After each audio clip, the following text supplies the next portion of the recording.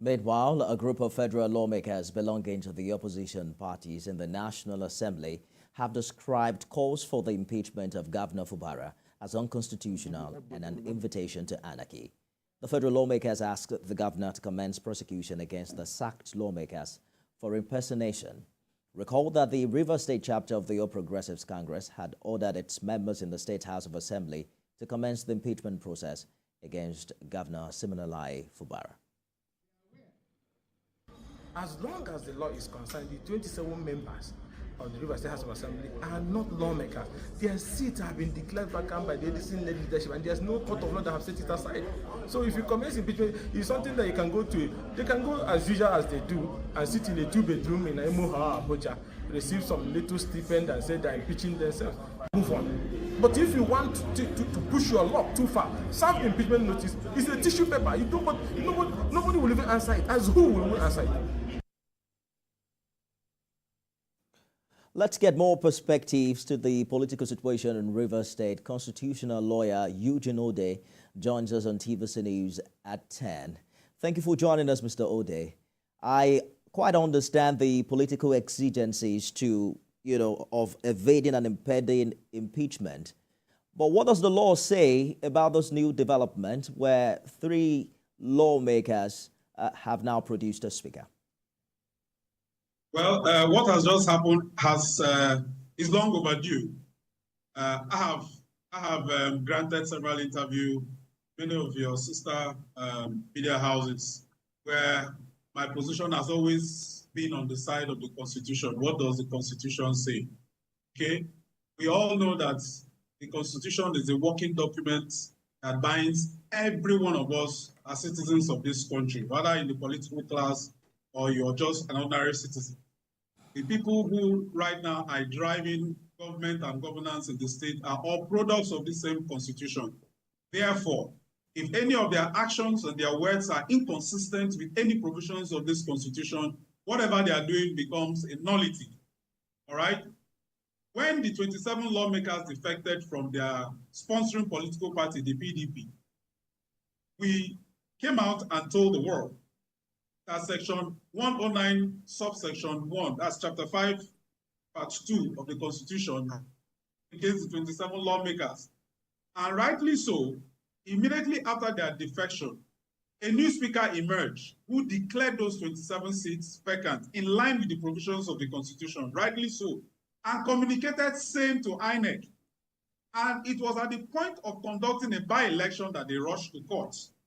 And then we now saw what they call a political solution to resolving the issue.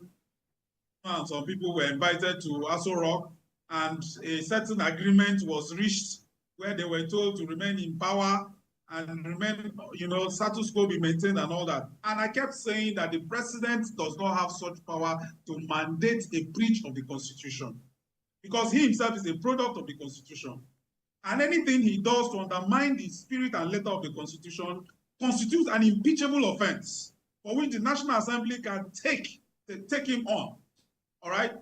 But whatever it is, we found that some people, some political power players decided that they were going to adhere to those terms of that agreement that was reached.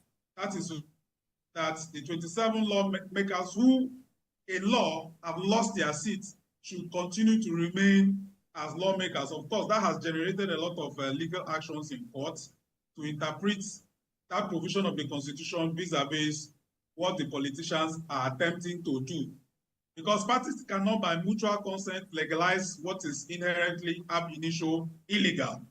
Those court proceedings are currently raging in different courts in the land. But what is important is that the status quo as it is today is that the speaker who emerged in defection, Edison Ehie, had declared those seats vacant. And that declaration Mr. Ode, standing. Allow me to butt in.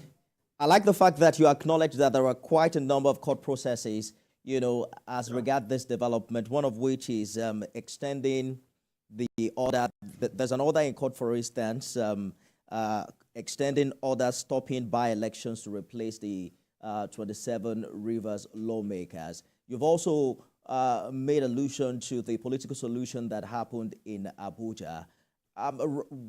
We saw that document that carried the signature of Mr. Governor himself, alluding to the fact that he accepted the intervention of Mr. President.